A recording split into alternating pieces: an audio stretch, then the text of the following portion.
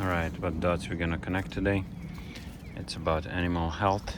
When an animal is healthy, it's gonna have a shiny fur. As you can see, the shininess on these animals, it's really showing. These are about 2.5 months old. It's a mix between Rex and New Zealand. That's why they are not on the giant side. Some of you might raise New Zealand's that at 10 weeks old they are way bigger. I'm fine with these. I'm growing them extensively, and that's a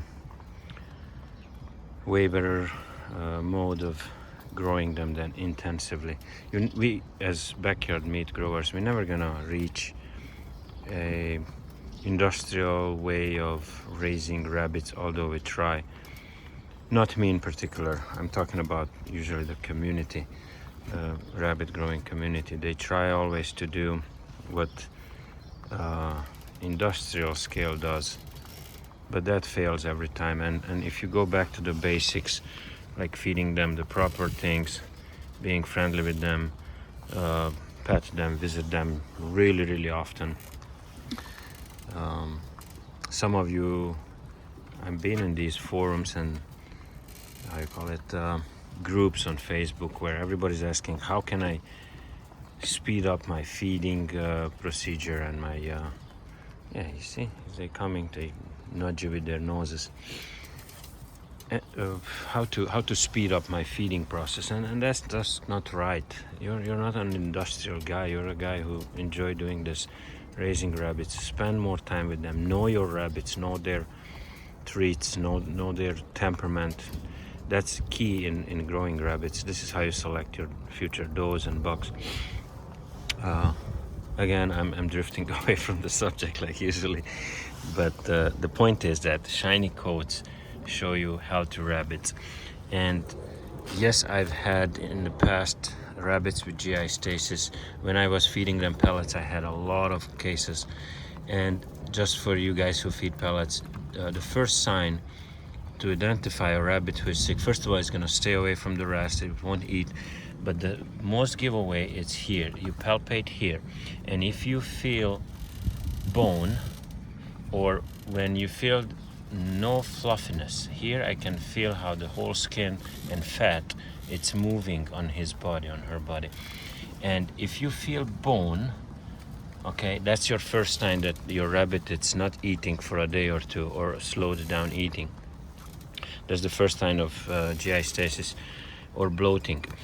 And again, GI stasis is not the same as bloating. GI stasis is when the whole thing stops completely. They might have a mild bloating, yet still eat and survive it and go through it. They might have it for days or for weeks in a row, and you might even not notice it. But that's the first giveaway. Right away, you feel the bone right here at the spine, and then these two bones, I don't know how they call them in English, the hip bones. There you go, the hip bones. And that's what you're looking for. And a more aggravated sign is tooth grinding. When you feel them grinding or hear them, you can hear that scratchy noise like cook. That's when they just stay in one spot and they grind their teeth.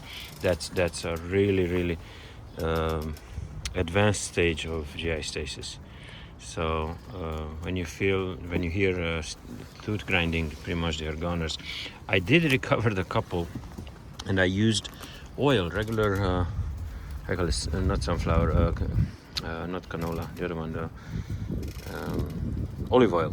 So I used olive oil in a syringe, and I mixed that olive oil with black charcoal powder, and I gave them that. And the black charcoal powder, it helps them to start the stomach activity, and then the oil, it makes them, it's gonna go through their guts and it's gonna come out the other end, and it oils up the whole thing, and they're gonna have a diarrhea for about a day. But I've saved a few rabbits like that, and it's not guaranteed, so don't take it as a certain thing. It's not guaranteed, but it worked for me.